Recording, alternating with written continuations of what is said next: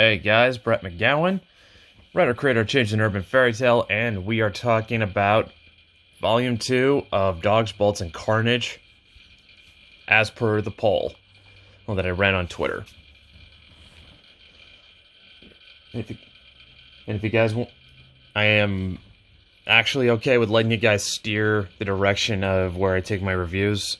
So if you guys want to have a say on that, really gotta jump on the polls. No, I don't know what that was doing there, but yeah.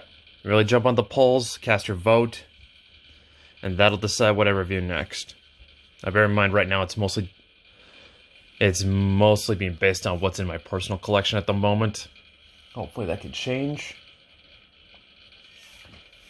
But stuff I want to talk about is stuff that I don't see getting a lot of attention. Dogs was one of them.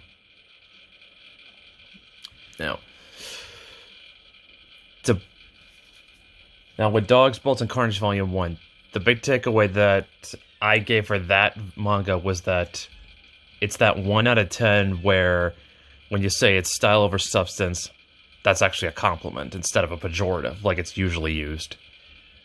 Mainly just because Dogs executes what it does with such style that you kind of don't care that it just falls on familiar manga tropes and stereotypes, which was a word I really should have used in that review. It's not so much that it falls back on stereotypes so much as falls on tropes.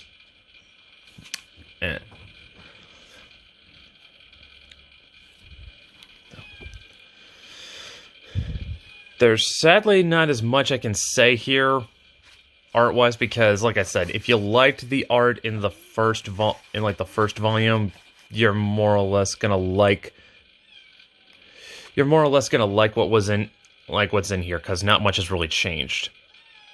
Though I would say there's a little bit more comedy introduced in this volume than there was in the last one.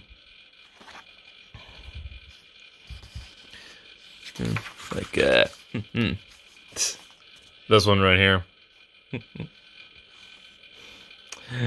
Yep.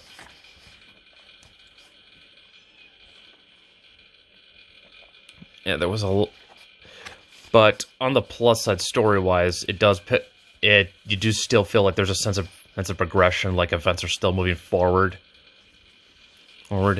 And honestly, I think if the cover was nothing to go by, this volume is more belongs to Naoto. Because the lion's share of the character development in this volume of the manga really goes to Naoto. So there's a lot more hinting at her past, as to more developing on her motivations, really kind of getting in a sense of where she's trying to get in a direction for where she's trying to go, which I said is like it's a connection to the underground because something I did not talk about. It's gonna be kind of a spoiler, but when Naoto met this is the guy that trained Naoto to be an assassin, by the way. When she met this guy, he was the first person he saw after her accident where she lost her memory. And she just kind of assumed it was him, and he never told her otherwise. But then after he died, she found out, oops, nope, it wasn't him, it's somebody else. And that's the person she's trying to find. And it's not so much revenge she's focused on, so much as trying to get answers. And this is just, I would definitely say I really like the character development that Shiro Miwa put on Naoto here.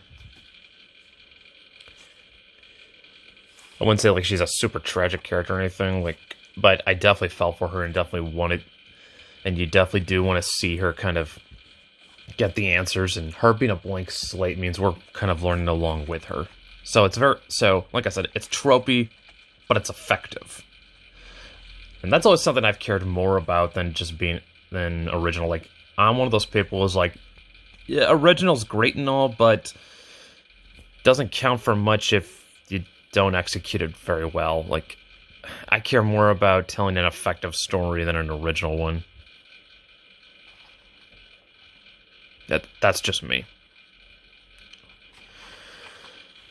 Now, to bring it back to, like, the whole ropiness of dogs, it is to Luki and Noki, or...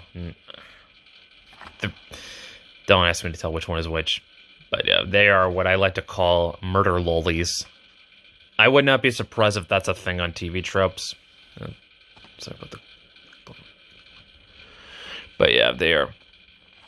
Basically, they're basically, you know, lollies that are going around and they kill people and shit. That's a murder lolly. Like, if that's not a thing, I'm coining that term right now, murder lolly.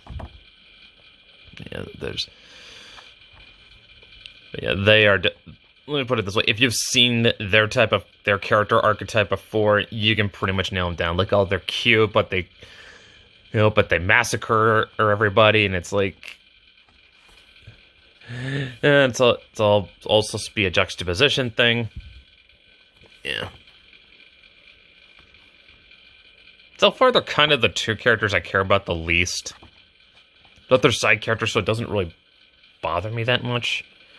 That's interesting bringing up. Let's see, where was it?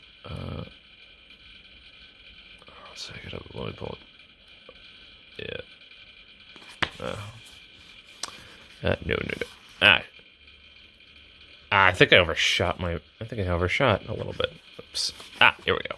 Yeah, so at the back of this volume is included a bonus chapter, shall we call it? I'll call Hardcore Twins. It's about Luki and Noki. And the reason why it was is because Miwa just... it did not get printed in Ultra Jump Mega Mix, which is the magazine that Dogs is published in, or was. I don't know if it's still in publication anymore. I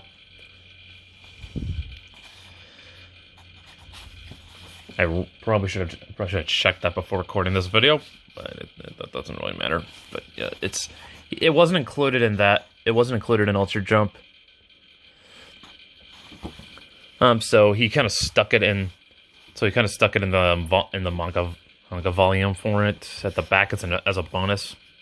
This is something I think this is something I'd like to see being done with more indie creators. Like, if you got like this little side story that just doesn't fit in the main narrative, you know, just include it as like a little bonus. And this is completely supplemental too. Like, it doesn't, like, it's got no impact on the narrative. It's not gonna show you anything about Luki and Noki you didn't already know. No, just from their introduction. But if you kind of like the characters, it's like a fun little tidbit. It's like a fun little side. So that's at least something it's got going for it. So, like I said, the art's still just as good as it was in the first volume. It's more focused on Naoto this time around, which I like.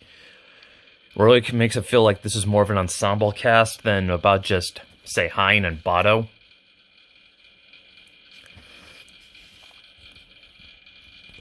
And, you know, if the first volume did enough to hook you, you honestly can't go wrong getting the second one. I do not have the other volumes. But I'm definitely going to work on getting those later down in the future, because I want to talk about those too. And it definitely seems like people have liked hearing about this series. So yeah, did you like Dogs Volume 1? Good. Get Dogs Volume 2. And that's about all I got left.